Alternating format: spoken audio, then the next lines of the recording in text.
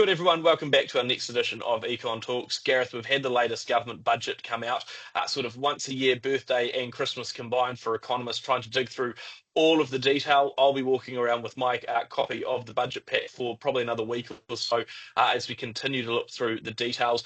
First things first, the government's forecasters, the Treasury are highlighting that there is an economic recovery still to emerge, but that recovery is going to be a little bit more compromised by some of those global economic events we've been seeing in recent months. Yeah, for Treasury's forecast knocking about half a percentage point off expected global economic growth through 2026. Possibly a little bit on the mild side, but who knows, given the uncertainty there is out there and whether the tariffs stay in. But uncertainty is a key part of the whole story, right? We don't know whether the tariffs are on or off, but from a business point of view, obviously, then you have to operate in a bit of fog.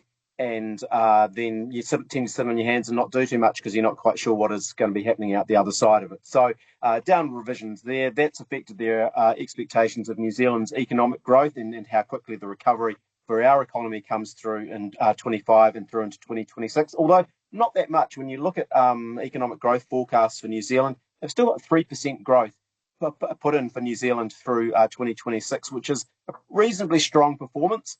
So possibly some risks there around that speed of the recovery and the extent of that flowing through into their sort of fiscal revenue, tax revenue for the government as well. But generally speaking, notwithstanding those broader global economic conditions, they are expecting the sort of early stages of recovery that New Zealand is in to continue to build through the next 18 months or so. So pulling out of that recession that we have had. And I mean, that weaker starting point, though, that the government's now expecting for sort of growth and recovery has also meant that the government's not expected to earn quite as much, and so its revenue collecting powers are sort of a bit diminished. Over the forecast period, the government now expecting to bring in $9.8 billion less than they had originally expected in the half-year update, but also having been able to trim expenses down by about 3.1 odd billion. So both moving down, although revenue dropping a lot more than expenses, leading the debt profile to sort of continue to increase over time. We also saw a bit of a shift in how the government's approaching its sort of fiscal position at the moment. It had a pretty limited operating allowance, only $1.3 billion this year. It's, I think, the smallest in a decade. But the government was still able to achieve $6.7 billion worth of new spending by finding over $5 billion worth of savings to make the numbers all sort of work in the middle. Some of the big announcements there around the likes of investment boost and being able to bring forward a bit more investment quicker and having a tax write-off that appears earlier in your books for that. Also, some bigger changes to the likes of KiwiSaver, nixing part of the government contribution and also increasing the contribution rate for employees and employers over time. And infrastructure investment coming forward more into the likes of health and education as well. We've got a bit more certainty on hospital rebuilds and a whole lot of other stuff besides. I guess, Gareth, it does sort of show that government is still in a pretty constrained fiscal environment and that going forward, not only right here, right now, but into the next couple of budgets, anything additional that the government wants to spend on will have to be met by reprioritisations and savings in other areas. Long story short, even though the recovery is coming forward, government's not going to be spending a huge amount to try and support that itself directly, I guess. Yeah, it's the same old picture, really, that we've looked at in a sense for the government books over the last 3 or 4 years, where, yes, we're in a deficit. We're going to return to surplus at some stage, but it looks like it's 5 years into the distance, and that 5 years keeps getting rolled out. I mean, we've got, I think, a forecast $214 million surplus, I think, by 2029.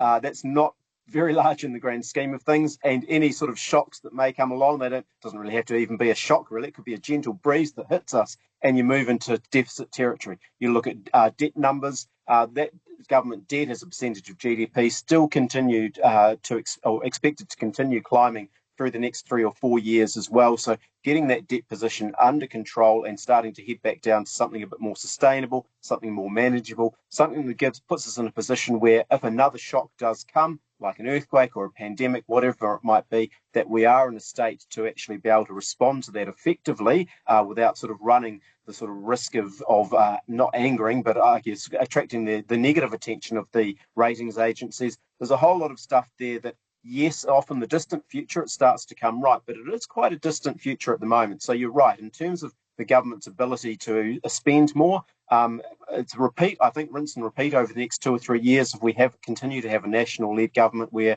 they will continue to look and target and find savings where they think there are policies that are not delivering value for money, that are not worth their while, and then using that money elsewhere to progress new initiatives that they do believe are going to assist with the economy. But in terms of the overall net position, net spending by the government in terms of the money going forward, it's going to be largely unchanged because they just don't have the ability or the scope to increase that money going forward from here.